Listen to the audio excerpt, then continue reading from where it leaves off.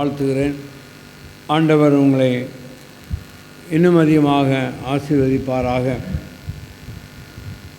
உங்களுடைய சபை ஊழியரையும் உங்களுடைய ஆலய பணியாளரையும் நான் நன்றியோடு கூட நான் வாழ்த்துகிறேன். கருத்தப்பொழுதிலிருந்து இங்கே வருவது வந்து இந்த ஆலயத்தின் ஆண்டுடைய ஊழியத்தை செய்கிற அருமையான சகோதரனுக்காக நான் ஆண்டவருக்கு நன்றி சொல்கிறேன். அதுபோல் உல்லாசநகர் சபை சார்ந்த ஆலய பணியாளருக்காகவும் நான் ஆண்டவருக்கு நன்றி சொல்கிறேன். ஆக இந்த ஒருவேளை நான் சொல்லியிருக்கலாம், இந்த ஆலயம் 50 ஆண்டு ஆகிவிட்டது என்று சொல்லி இப்பொழுது நாம் சொல்ல கேட்டோம். இந்த ஆலயம் உருவாக காரணமாயிருந்தவர்கள் ஒருவேளை எத்தனை பேருக்கு தெரியுமோ இல்லையோ தெரியாது. அருளானந்தம் சார் என்று சொல்லி அவர் கீழே கொட்டாரம் சேக்ரட் ஹார்ட் பள்ளியில் அவர்கள் ஆசிரியராக பணியாற்றினவர்கள்.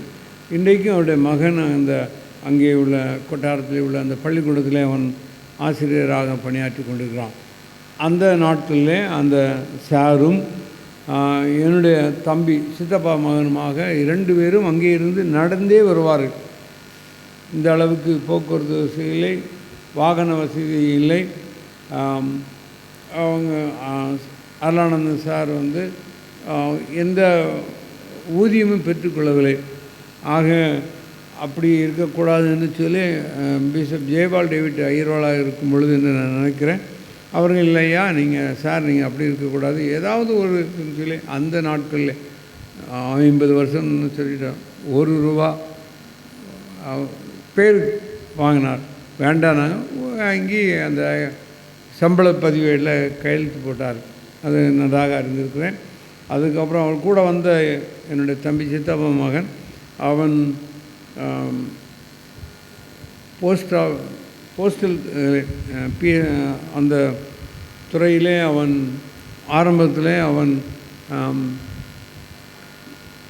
கிளார்க்காக அவன் பணி சேர்ந்து, பிறகு அவன் பஸ்கடவுளை சார்ந்தவன். அவனுடைய பேர் அதிசயமணி ஆசீர்வாதம்.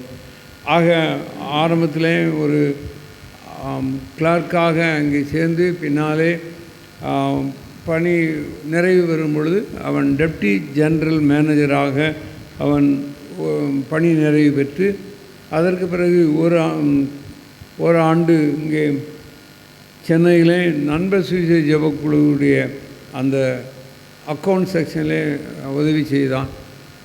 திருமணமாகி அவனுக்கு 2 பிள்ளைகள். ஒரு மகன் அவன் லண்டனில் இருக்கிறான், மற்றொரு மகள் மதுரையிலே திருமணம் செய்து கொடுத்துருக்கிறாள். அதற்கு பிறகு சென்னையிலிருந்து அவன் கோயம்புத்தூர் வந்து காருண்யா அந்த பல்கலைக்கழகத்தில் அவனும் அங்கேயும் போன கல்வி ஆண்டு வரைக்கும் அங்கே அந்த பொறியியல் துறையிலே பணியாற்றி இப்பொழுது அங்கே தன்னுடைய குடும்பத்தோடு கூட தங்கியிருக்கிறான்.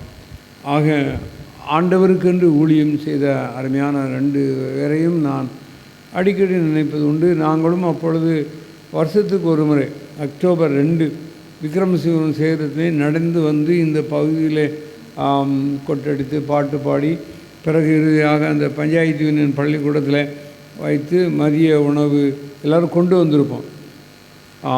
அதை சாப்பிட்டு விட்டு பிறகு அப்படியே அங்கேருந்து திரும்ப கீழே இறங்கி போகும்போது ஆசிரியர்களை குளிச்சுட்டு போவோம். ஆக அதெல்லாம் ஒருவேளை மறக்க முடியாத ஒரு நாட்கள் என்று சொல்லலாம். இன்றைக்கு அந்த அளவுக்கு நமக்கு சுவிசேஷம் அறிவிக்க வாய்ப்பு இல்லை. அதற்கு பிறகு அருளானந்தன் சார் இங்கே சபையுடைய இருக்கும். நான் ஒரு முறை வந்தேன், ஒரு கிறிஸ்மஸ் கலை நிகழ்ச்சி என்று நினைக்கிறேன், 78 அல்லது 79 இருக்கலாம். அந்த காலகட்டத்திலே நான் இங்கே ஆண்டவருடைய பிறப்பின் செய்தியை பகிர்ந்து கொள்ள சார் அழைத்தார்கள். அதனாலே இருக்கேன். அதற்கப்புறம் போன முறை இதுக்கு முன்னால் வந்தேன். அப்புறம் சார்லஸ் இருக்கும்போது உங்கள் பண்டிகையில் செய்தி கொடுக்க ஆண்டவர் கிருபை தந்தார். மறுபடியும் உங்களை யாவரையும் சந்திப்பதிலே அதிக மகிழ்ச்சி அடைகிறேன். நாம் இந்த நேரத்திலையும் நாம் சிந்திக்கும்படியாக நான் தெரிந்து கொண்ட வேத வசனம் லூக்கா எழுதின சுவிசேஷம் 24ஆம் அதிகாரம் 15ஆம் வசனம்.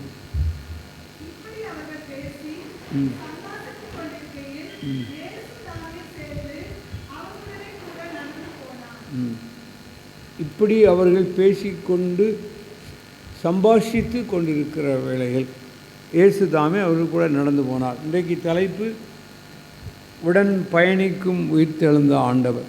உட்கார்ந்தவரை கண்கள் முடி ஜெபிப்போம். எங்கள் நேசிக்கு நல்ல ஆண்டவரே, நீ தந்த இந்த காலை வேளைக்காக நன்றி சொல்கிறோம். இந்த காலை வேளையிலையும் ஆண்டவரே உம்முடைய ஆலயத்தில் வந்து உம்மை பணிந்து கொள்ளவும் உம்முடைய வேதத்தின் அதிசயங்களை நாங்கள் தியானிக்கவும் நீர் எங்களுக்கு தந்த இந்த நேரத்தை எங்களுக்கு ஆசீர்வதித்தார். மீட்பை இயேசு மூலம் தாழ்மையோடு ஜெபிக்கிறோம் நல்ல பிதாவே, ஆமென். நம்முடைய ஆண்டவர் எப்பொழுதுமே நம்மோடு கூட பயணிக்கிற ஆண்டவர், நம்மோடு கூட இருக்கிற ஆண்டவர். வாக்கு என்ன கொடுத்தால் இந்த உயிர்த்தெழுந்து பின்பு பரலோகத்துக்கு எடுத்து படுவதற்கு முன்னதாக அவர் சொன்ன வார்த்தை என்ன தெரியுமா? உலகத்தின் முடிவு பரியந்தம் சகல நாட்களையும் நான் உங்களோடு கூட இருப்பேன். ஆக ஆண்டவர் இந்த உலகத்தின் முடிவு பரியந்தம் ஒவ்வொரு நாளும் நம்மோடு கூட இருக்கிற ஆண்டவர். பிள்ளைகள் திருவசனமாக வாசிக்க கேட்ட பகுதியில் என்ன பார்த்தோம்? என் சமூகம் உனக்கு முன்பாக செல்கிற ஆண்டவர். பின்னாலே அல்ல, முன்பாக செல்கிற ஒரு ஆண்டவர். நம்ம எல்லாம் என்ன செய்வோம்? பெரும்பாலும் பயம் வந்துட்டால் அதை இருட்டை கண்ட என்ன செய்வோம்? சற்று பின்வாங்கிடுவோம். யாராவது நமக்கு முன்னாடி போகட்டும், அவங்கள தொடர்ந்து போகணும்னு சொல்லி. ஆரம்ப நாட்களில் நான் கல்லூரியிலே படித்து கொண்ட நாட்களிலே சந்தனமறை பாளையங்கோட்டையில் சென்ட் சேவியர்ஸ் காலேஜில் பிஏ ஆங்கிலம் படித்தேன். அப்பொழுது வயசு உங்களுக்கு தெரிஞ்சிருக்கும், பிஏ முடிக்கும் 21 வயது. ஆனால் நான் ரொம்ப பயப்படக்கூடியவன். அங்கே சந்திரமறையம் கோயில் விகேபுரம் கடைசி ஸ்டாப்பில் இறங்கி ஃபஸ்ட் கடவுளைக்கு உள்ளே வர வேண்டும், நடந்து வர வேண்டும். ஆக வரும்பொழுதெல்லாம் என்ன இருக்கும்? இரவு நேரத்திலே வந்து சேருவோம். அங்கே இருந்து இங்கே வருவது யாராவது நமக்கு துணைக்கு வரமாட்டார்களாம். ஃபஸ்ட் கடவுளை வரைக்கும் ஃபஸ்ட் கடவுளைக்கு போகிறவர்கள் யாராவது வரமாட்டாங்களான்னு சொல்லி அந்த சற்று நேரம் அங்கே வெயிட் பண்ணி யாராவது வர பார்த்து அதுக்கப்புறம் இருந்தாலும் வரட்டாலும் நடந்து வந்து வழியிலே பாட்டை பாடி ஏதாவது நடந்து வந்திருக்கேன். அது என்னென்னா, அந்த இடத்துல வரும்பொழுது கரெக்டாக அங்கே யாராவது இறந்துருப்பாங்கள்ல, அவங்க ஞாபகம் வந்துடும் கரெக்டாக அந்த இடத்துல. ஆக பயம் அப்படிலாம் கடந்து வந்த ஒரு அனுபவங்கள்லாம் உண்டு. ஆக இங்கே என்ன பார்க்குறோம்? ஆண்டவர் நமக்கு முன் செல்கிற ஒரு ஆண்டவர். என் சமூகம் உனக்கு முன் செல்லும். இஸ்ரவேல் ஜனங்களை வழிநடத்தி செல்லும் பொழுது கூட பகலிலே மேக ஸ்தம்பத்தினாலும் இரவிலே அக்னி ஸ்தம்பத்தினாலும் வழிநடத்தின ஆண்டவர். தன்னுடைய ஆபிரகாமோடும் ஈசாக்கோடும் யாக்கோடும் பண்ணின உடன்படிக்கையை நினைவு கூர்ந்து அவர்களை எகிப்தின் அடிமைத்தன வாழ்விலிருந்து மீட்டுக்கொள்ளும்படியாக தேவன் தெரிந்து கொண்ட மனிதன்தான் மோசே. பிறப்பின் முதற்கொண்டு அவனுடைய வாழ்வை ஆண்டவர் பாதுகாத்தவர். ஆக பிறக்கிற ஆண் குழந்தைகளெல்லாம் கொல்லப்பட வேண்டும் என்று சொல்லி அங்கே கட்டளை பிறப்பிக்கப்பட்டது ராஜாவோடு. இவர்கள் மிகவும் பலுகி பெருகி கொண்டிருக்கிறார்கள் என்று சொல்லி. ஆக எபிரேய மருத்துவச்சிகள் அவர்கள் தேவனுக்கு பயந்ததினாலே அவர்கள் என்ன செய்தார்கள்? இவர்களை ஆண் பிள்ளைகளை காப்பாற்றி விட்டார்கள். இது என்ன என்று சொல்லி ராஜா கேட்ட பொழுது, நாங்கள் போகும் முன்னே அவர்கள் பிரசவம் நேரிட்டது என்று சொல்கிறார்கள். வேதம் சொல்கிறது, அவர்கள் எபிரேய மருத்துவச்சிகள் தேவனுக்கு பயந்ததினாலே அவருடைய குடும்பங்கள் தலைக்கும்படி செய்தார். அப்படிப்பட்ட சூழ்நிலை பிறந்தவன் தான் மோசே. ஆக அவனுடைய வாழ்க்கையில் ஒரு நோக்கம் வைத்திருந்தார், ஒரு திட்டம் வைத்திருந்தார். அது நிமித்தமாகத்தான் அவனை பிறக்கும் பொழுதே அங்கே ஆண்டவர் பாதுகாத்த ஒரு ஆண்டவர். அதெல்லாம் நமக்கு தெரியும். ஆக அந்த மோசே என்று சொல்லும் பொழுது, என் சமூகம் உனக்கு முன்பாக சொல்லும். இன்னொரு வசனம் சொல்கிறது, மீகா தீர்க்கதரிசியின் புத்தகம் 2ஆம் அதிகாரம் கடைசி வசனம் 17ஆம் வசனம். போதும் பாருங்கள். சரி, வாசிங்க, தொடர்ந்து வாசிங்கம்மா.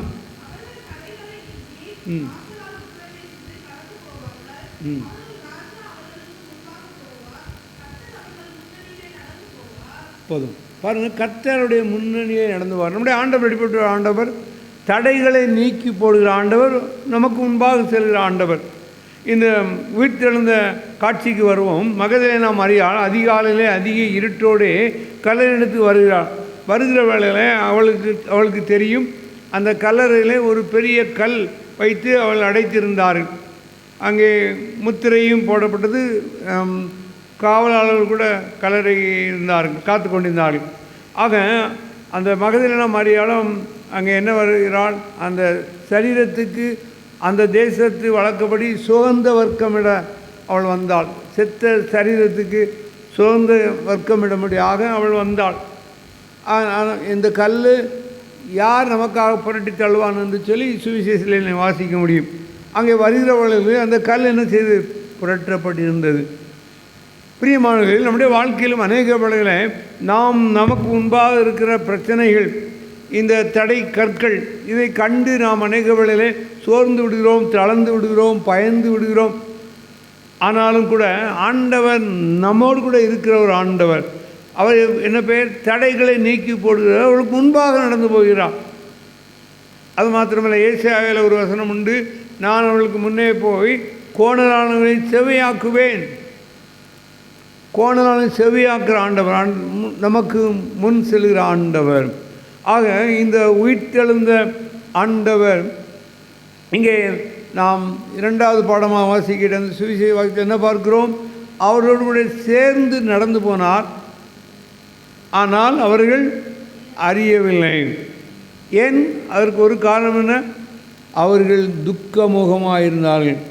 நீங்கள் துக்கமுகமாக இருக்கிறீர்கள் என்ன என்று ஆண்டவரிடத்தில் கேட்கிறார்.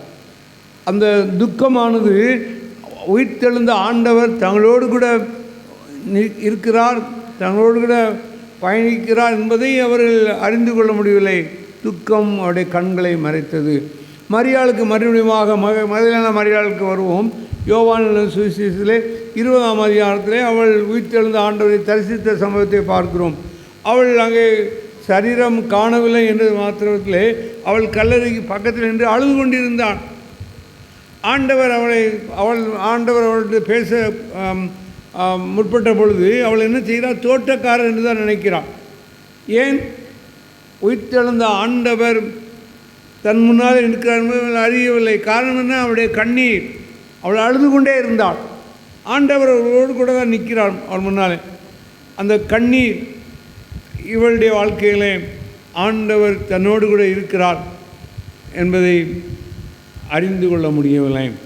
இந்த எம்மாவு என்ற கிராமத்துக்கு சென்ற சீஷர்களுடைய வாழ்க்கையிலே அவருடைய துக்கம் அவர்களை உயிர்த்தெழுந்த ஆண்டவரை தரிசிப்பதற்கு, கண்டுகொள்வதற்கு தடையாக இருந்தது. நம்முடைய வாழ்க்கையில் அநேக வேளையிலே நாமும் கூட அப்படி நடந்து கொள்கிறோம். நம்முடைய வாழ்க்கையில் இருக்கிற துக்கம், கவலை, கண்ணீர், பாடு, வேதனைகள், இதெல்லாம் நம்முடைய வாழ்க்கையில் ஆண்டவர் என்னோடு கூட இருக்கிறார் என்பதை அறிந்து கொள்ள முடியவில்லை. அது தடுத்து விடுகிறது அல்லது தடை கற்களாக அமைந்து விடுகிறது. ஒரு மனிதனுடைய வாழ்க்கையிலே அவன் கடற்கரை ஓரமாக, கடற்கரை மணலிலே அவன் நடந்து கொண்டிருப்பதாக ஒரு தரிசனம் கண்டான். அப்படி தரிசனம் காண்கிற வேளையிலே அந்த மணலிலே அவன் 2 காலடி தடங்களை பார்த்தான்.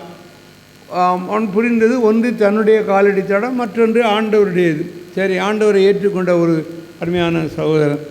ஆக இப்படியாக அங்கே அவனுடைய கடந்த கால வாழ்க்கை பயணம் அங்கே தொடர்ச்சியாக அந்த தரிசனத்தில் வரும் பொழுது அவன் ஒரு காலகட்டத்தில் என்ன வந்தது என்றால் ஒரே ஒரு காலடி தடம்.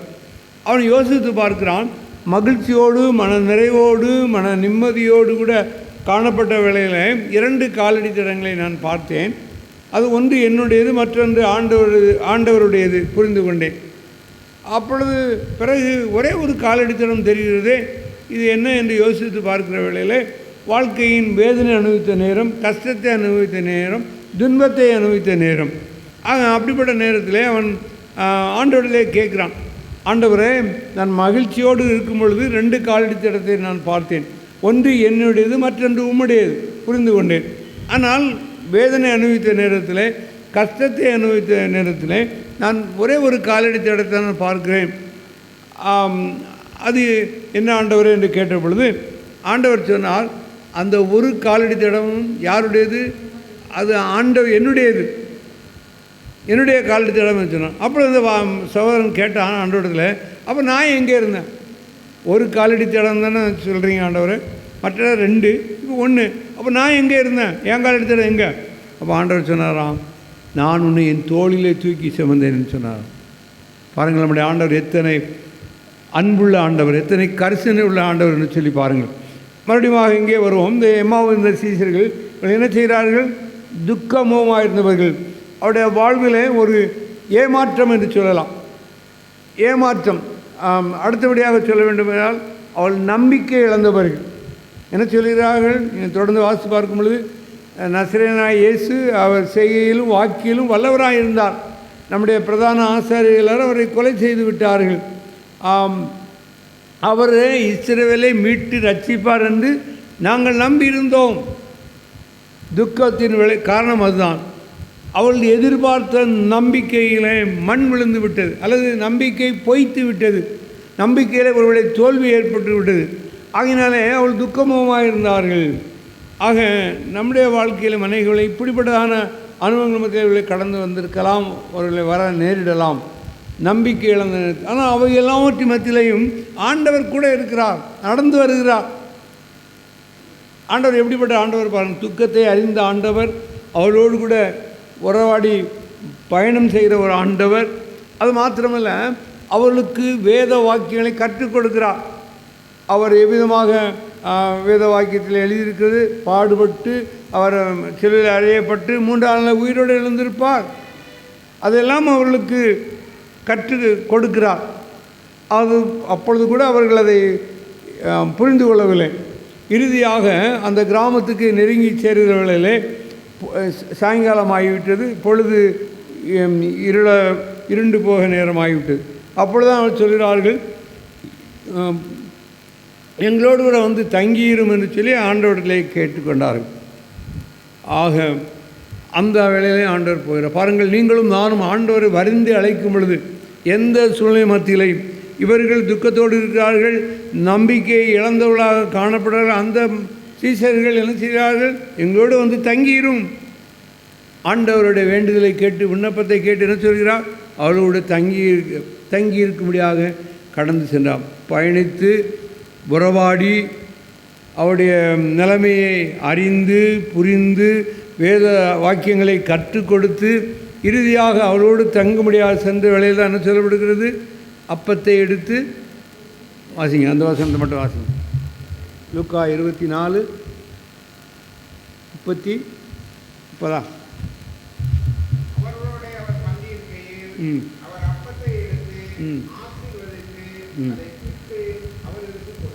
பாருங்கள், 30ஆம் வசனத்தில் நாம் பாருங்கள், ஆண்டவர் எவ்வளவு கரிசனையோடு கூட காணப்படுகிறார். இங்கே ஒரு கூட்டம் துக்கமுகமாக இருந்தவர், ஒரு சிறு கூட்டம்தான். அது மாத்திரமல்ல, நம்பிக்கை இழந்த நிலைமையிலே காணப்பட்டவர்கள்,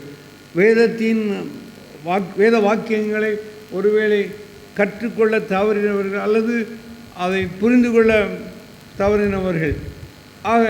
ஆனாலும் கூட ஆண்டவரை வருந்தி அழைத்தவர்கள், எங்களோடு கூட தங்கியிரும் என்று சொல்லி அழைத்த ஒரு ஆண்டவர். அங்கே அதுக்கு முந்தின